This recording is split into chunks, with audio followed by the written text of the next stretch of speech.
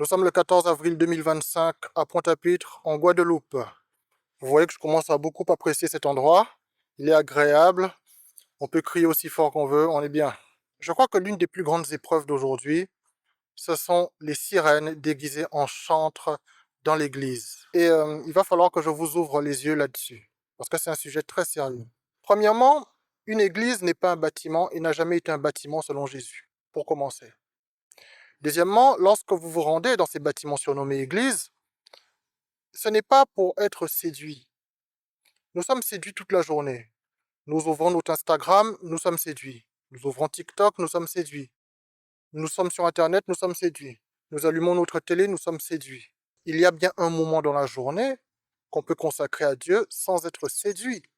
Et pourtant, voilà que même dans ces bâtiments que vous surnommez églises, nous sommes encore séduits par ces sirènes déguisées en chantres. Alors qu'est-ce que c'est les sirènes dans l'église? Ce sont des enfants de Satan, déguisés en femmes, qui savent qu'elles ne sont pas sauvées. J'en profite pour vous dire que pour moi, les personnes les plus dangereuses dans l'église n'ont jamais été les faux pasteurs. Pour moi, les personnes les plus dangereuses sont les faux fidèles. Et parmi ces faux fidèles, vous avez des sirènes déguisées en chantres. Ce sont des enfants de Satan, des êtres de séduction, qui n'hésitent pas à faire des louanges à Dieu, mais qui veulent inclure dans l'église, enfin dans ce que vous appelez église, la séduction.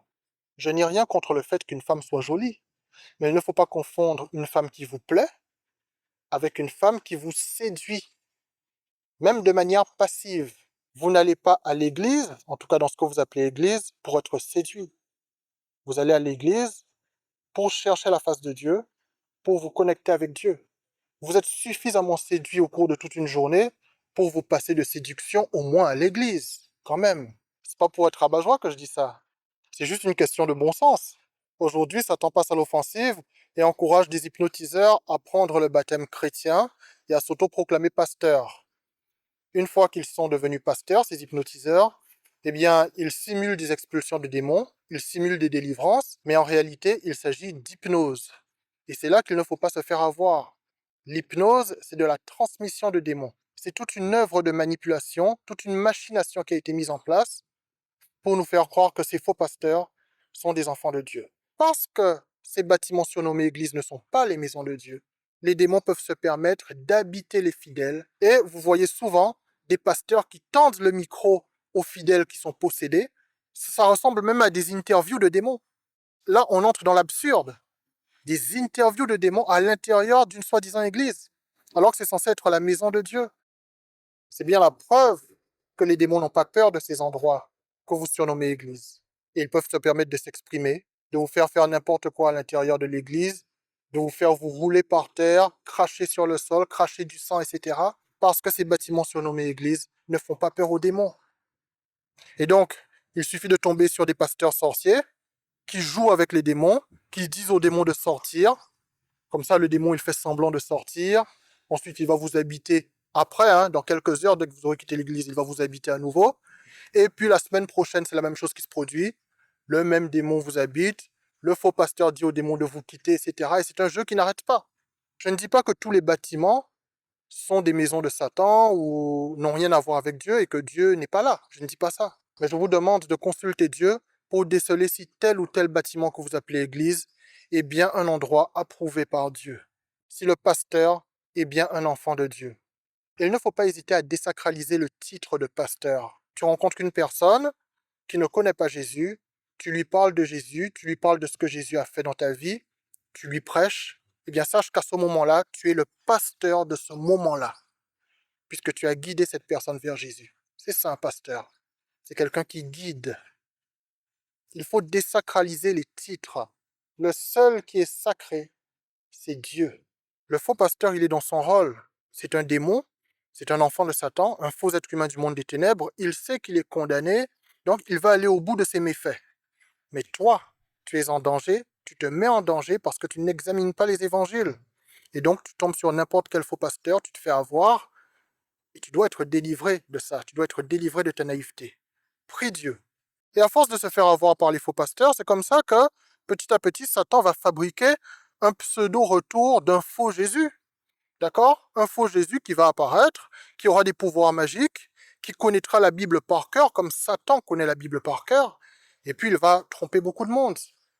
Si tu n'as pas l'Esprit de Dieu à ce moment-là, tu te feras avoir. Personnellement, je n'ai rien contre le fait de se réunir dans un bâtiment pour célébrer Dieu, pour prier Dieu, pour se retrouver entre enfants de Dieu, mais ne sacralisez pas le bâtiment. Lorsque Jésus et ses disciples expulsaient des démons des gens et ressuscitaient des morts, vous n'avez jamais vu Jésus et ses disciples dire aux gens qu'ils ont sauvés, à partir de maintenant, tu dois aller à l'église tous les dimanches. Tu dois aller à telle église. Pourquoi? Tout simplement parce que Jésus et ses disciples savaient que les gens qu'ils avaient sauvés auraient la foi pour l'éternité et seraient sauvés pour l'éternité. Tout simplement. Soyez plus que jamais vigilants. Faites attention aux faux pasteurs, mais faites encore plus attention aux faux fidèles.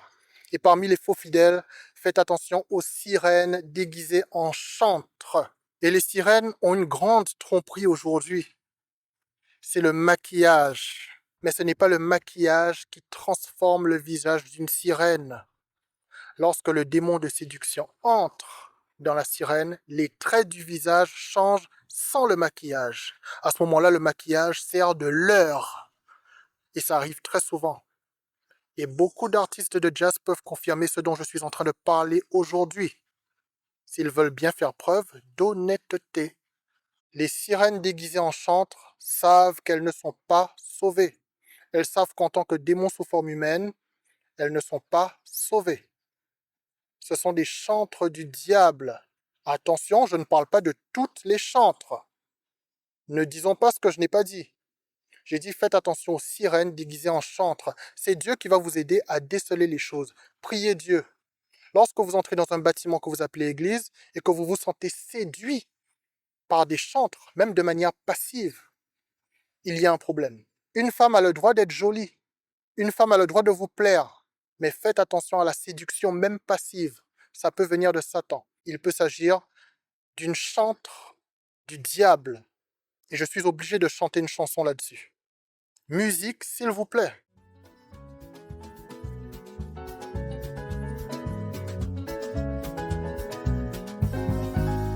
Tu l'as vue percer dans le showbiz. Elle disait qu'elle chante depuis petite. Il paraît qu'elle chantait pour l'église. Et que sa voix gagnait des âmes à Christ. Souvent elle parlait de la Bible, elle disait qu'elle était bénie. Elle disait que si elle est riche, c'est parce qu'elle a l'onction de l'esprit. Elle regardait les démunis, qui pour elle n'étaient pas bénis. Comme si les anges du paradis la couvraient d'argent parce qu'elle chantait bien. Une enfant du diable, voilà une vipère au corps de femme.